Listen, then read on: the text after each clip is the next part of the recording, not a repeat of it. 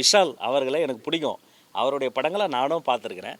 அவருக்கு என்ன தெரியாமல் இருக்கலாம், எனக்கு அவரை தெரியும்ல. ஒரு நாள் I will earn is trust. அவருடைய நம்பிக்கையும் பெறும்படி நல்லா வேலை பார்த்து நான் தளபதி பேரை காப்பாற்றுவேன். அப்படி இல்லை, சொல்லக்கூடாதுன்னு ஒன்றும் இல்லை. இந்த ஒரு படம் மட்டும் இல்லை, எந்த ஒரு சச்சரவும் சிக்கலும் நமக்கு வந்த சிக்கல் கூட மற்றவங்களுக்கு வந்துடக்கூடாதுன்ற கன்சர்ன் எங்களுக்கு இருக்குது.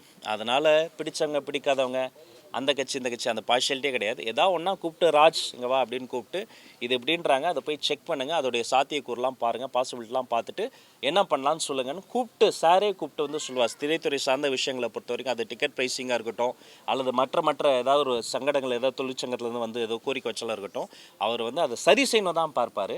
அதனால் அது அந்த வேலையில் தான் நாங்களும் இருக்கணும், நாமளும் சரி செய்வோம். அனைவருக்கும் அன்பான வணக்கம். Hello everyone. உங்களையெல்லாம் ரொம்ப நாள் கழித்து சந்திப்பதில் உள்ளபடியே மகிழ்ச்சி. அதுவும் என்னுடைய நண்பர், என்னுடைய சகோதரர் ரோமியோ பிக்சர்ஸ் ராகுல் அவர்களை என்னுடைய இடத்தில் சந்திப்பதில் மிகுந்த மகிழ்ச்சி. நல்ல மனிதர், நல்ல சகோதரர், மிக சிறந்த தயாரிப்பாளர். தமிழ் சினிமா நல்லா இருக்கணும்னு நினைக்கக்கூடிய இளம் தயாரிப்பாளர்களில் மிக முக்கியமான ஒருவர்.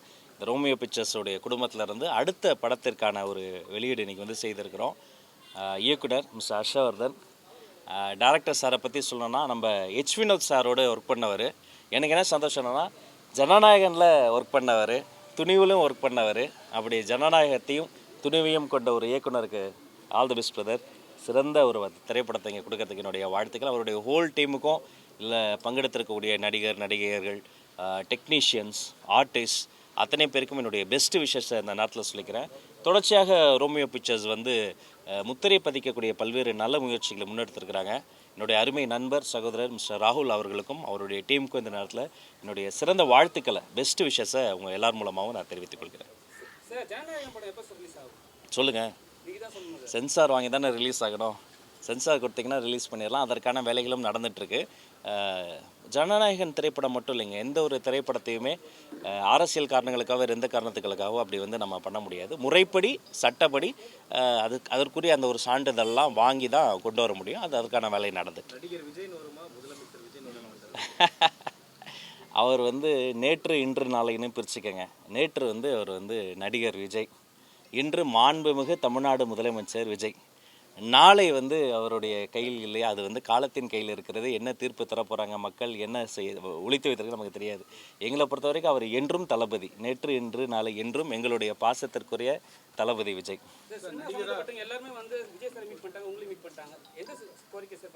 எல்லா கோரிக்கையும், திரைத்துறை என்பது மக்களினுடைய அன்றாடம். திரைத்துறை என்பது ரொம்ப கஷ்டத்தில் இருக்க மக்களுக்கு ஒரு தெரப்பி. திரைத்துறை என்பது பெரிய தலைவர்களை உருவாக்கிய ஒரு தாய்மடி. எங்கள் முதலமைச்சர் அங்கேருந்து தானே வந்தார். அதனால் எல்லா கோரிக்கையுமே பரிசீலித்து எந்தெந்த கோரிக்கையை வந்து நிர்வாக ரீதியாக சரி செய்யணுமோ அதை பண்ணி, எந்தெந்த கோரிக்கைக்கு நிதி தேவை உண்டோ அதையும் பண்ணி, மாண்புமிகு தமிழ்நாடு முதலமைச்சர் திரு விஜய் அவர்களோடு கலந்து பேசி அவரினுடைய ஆலோசனை மற்றும் அறிவுறுத்தலின்படி எல்லா கோரிக்கையும் ஒவ்வொன்றாக சரி செய்யப்படும்.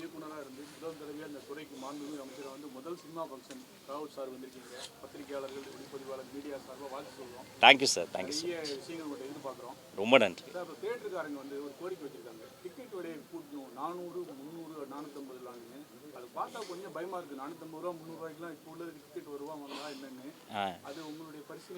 இப்போ மற்ற மாநிலங்கள்னா பார்த்தீங்கன்னா ஒவ்வொரு மாநிலத்தில் அந்த திரையரங்கத்தை, அதாவது அந்த டிக்கெட் ப்ரைஸ் வந்து ஏற்றிக்கிட்டே வந்துட்டாங்க. டக்குன்னு ஏற்றினா அதுக்கேற்ற மாதிரி அந்த எக்ஸ்பீரியன்ஸை அவங்க மாற்றிக்கிட்டே வந்துட்டாங்க.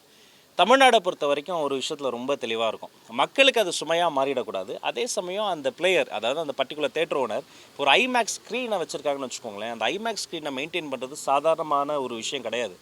ஓப்பனேமர் மாதிரி ஒரு திரைப்படத்தை நம்ம வந்து ஐமேக்ஸில் பார்க்குறோன்னா அதுக்கு ஒரு மெயின்டெனன்ஸ் சார்ஜ் இருக்குது. அதுக்கு வந்து ஆஸ்பெக்ட் ரேஷியோவே மாறும். டெக்னிக்கலாக உங்களுக்கு தெரியாத சட்டம் இல்லை.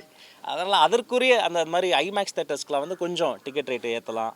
அப்புறம் பொதுவாகவே அங்கே இருக்கக்கூடிய அந்த ஒரு எக்ஸ்பீரியன்ஸை என்ஹான்ஸ் பண்ணும்போது லென்ஸ் லைஃப்லாம் இருக்குது, அதெல்லாம் பண்ணும்போது ஏற்றலான்ற ஒரு கோரிக்கை வந்திருக்கு. இரண்டு தரப்பையும், மக்களையும் ரசிகர்களையும் அந்த திரையரங்கு உரிமையாளர்களையும் ஒரு வின்வின் சுச்சுவேஷன் மாதிரி எல்லாத்தையும் கன்சிடர் பண்ணி ஒரு ப்ரைஸ்க்கு வந்து நம்ம கொண்டு வந்துடும். திமுக ஆட்சி இருக்கும்போது 10 ரூபான்னாங்க. அண்ணன் வந்து ஆட்சிக்கு வந்த உடனே 20 ரூபா மாற்றிட்டாங்க. சத்தியம் கட்டப்படி 20 ரூபா வாங்குறாங்க. அதாவது நடவடிக்கை இருக்குங்க. இல்லை, ஆட்சி மாற்றம் மட்டும் கிடையாது. ஒவ்வொரு பீரியடில் அவங்க ஏற்றிக்கிட்டே வருவாங்க. அவர்லி பேசிஸில் ஏற்றுவாங்க, ஸ்நாக்ஸ் ப்ரைஸ் வந்து ஏற்றுவாங்க. இது ஓவரால் வந்து மக்களுக்கு வந்து வாங்கும் திறன் அதிகமானால் கூட அங்கே ப்ரைமரி வேலை என்னன்னு பார்த்தீங்கன்னா அந்த திரைப்படத்தை ரசிப்பது தான். இவங்கெல்லாம் அதை உருவாக்குறதுக்கு தான் போராடிக்கிட்டு இருக்கிறாங்க. அவர்லாம் லைஃபே பணைய வச்சு இதெல்லாம் பண்ணிட்டு இருக்கிறாரு. அப்போ அல்டிமேட்டாக அந்த எக்ஸ்பீரியன்ஸ் மட்டும் பாதுகாக்கணும், அது மட்டும் கொடுக்கணுங்கிறது, அதுக்கு ப்ரைஸ் ஏற்றிட்டு போடுங்கிறது மட்டும் இல்லாமல் இவங்கள மாதிரி தயாரிப்பாளர்கள், இயக்குனர்கள், அண்ணா பெருந்தனமே என் நடிகர்ன்றார். நான்லாம் சின்ன சின்ன வாத்தியார்கள், போலீஸ் அது மாதிரி சின்ன சின்ன நடிகர்கள், குணச்சித்திர நடிகர்கள், அவங்களுடைய லைஃப்லாமும் நம்ம வந்து பார்க்கணும். அப்போ ஒரு மிடில் பாயிண்டில் இருந்தால் தான் அது கரெக்டாக. ரொம்ப அதிகமாக வைத்திடக்கூடாது, ரொம்ப இதுவாகவும் பண்ணிட முடியாது. படைப்பாளிகளினுடைய வாழ்வாதாரம் பாதிக்காத வகையில் அதெல்லாம் சரி செய்யப்படும்.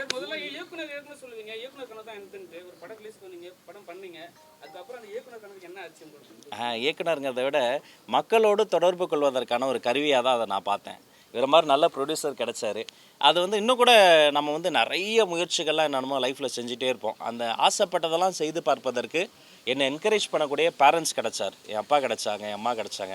நான் என்ன வேணால் பண்ணலாம், கம்ஃபர்ட் ஜோனை விட்டுட்டு லைஃப்பில் ஒரு ரிஸ்க்குன்னு சொல்லக்கூடிய ஒரு ஃபேமிலி சப்போர்ட் சிஸ்டம் கிடச்சாங்க. என் ஒய்ஃப், என்னுடைய குழந்தைகள் கிடச்சாங்க. அதுக்கு மேலே நம்ம ட்ரீம்ஸை வாங்க பிரதர், நான் பார்த்துக்கிறேன், என்ன வேணால் பண்ணுங்கள், அவுட்புட் பற்றி கவலை இல்லை, ப்ராசஸில் நீங்கள் நேர்மையாக இருக்கீங்க வாங்கன்னு சொல்லக்கூடிய ஒரு மாதிரி மனிதர்கள்லாம் கிடச்சாங்க.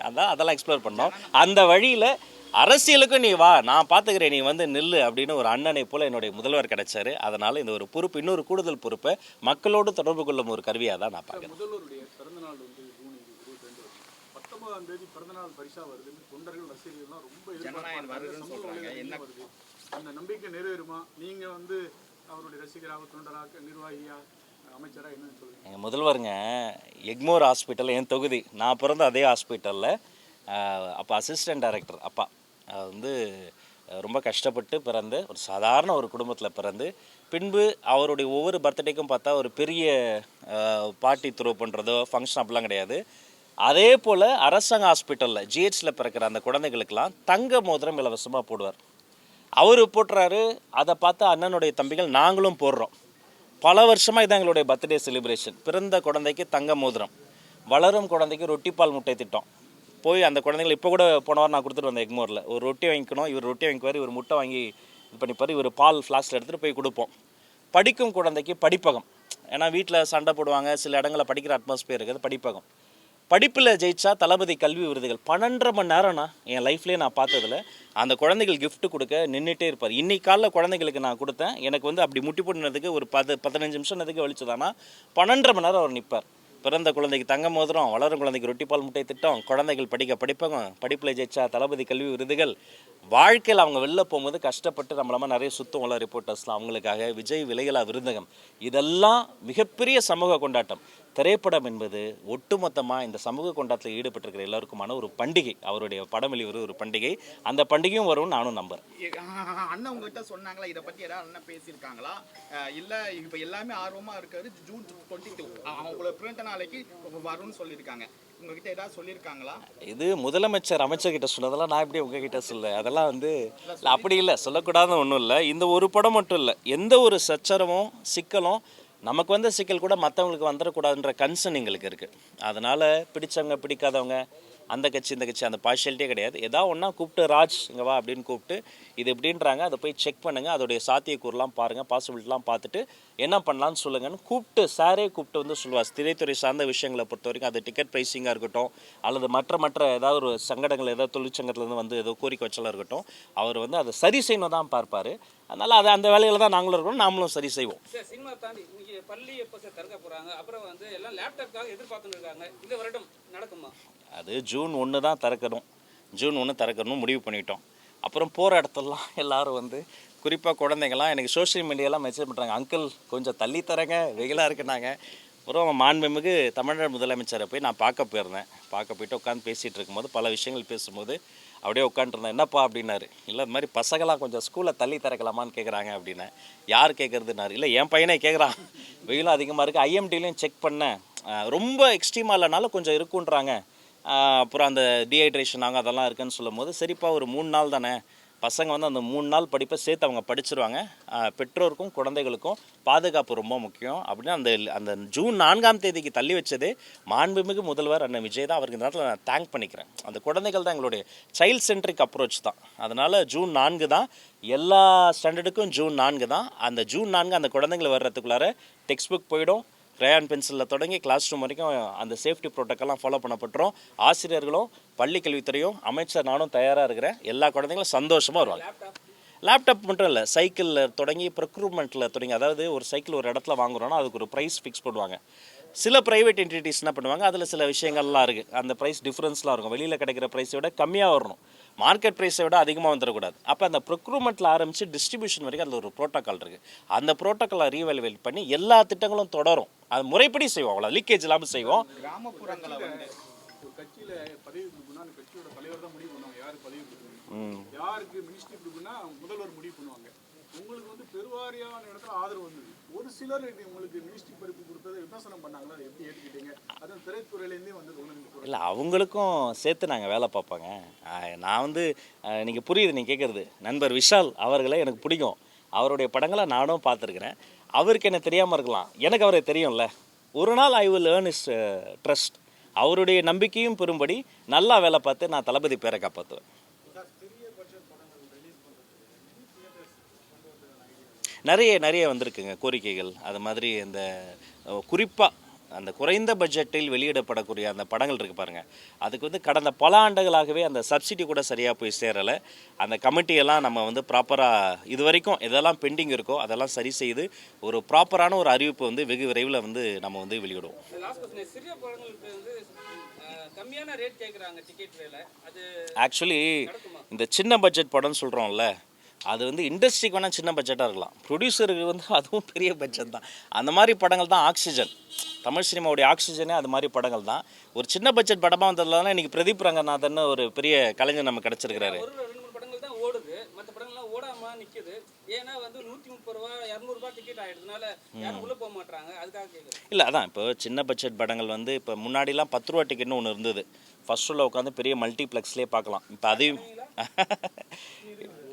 உங்களோட எதிர்பார்ப்பெல்லாம் புரியுது. அப்படி எடுத்தோடனே நம்ம அதை சொல்லிட முடியாது. அது ஒரு நிர்வாகம் இருக்குது, புரோட்டோக்கால் படி எல்லாம் செய்து சிறிய பட்ஜெட் படங்களை ஒருபோதும் கைவிட மாட்டோம். அதுதான் தமிழ் சினிமாவின் ஆக்சிஜன். அவர்களுக்கு நாங்கள் துணை நிற்போம். இந்த படத்தில் வேலை பார்த்த அத்தனை பேருக்கும் வாழ்த்து. எண்ணிக்கை ஸ்டூடெண்ட்ஸ் வந்து ரொம்ப கம்மி ஆகிட்டே இருக்காங்க.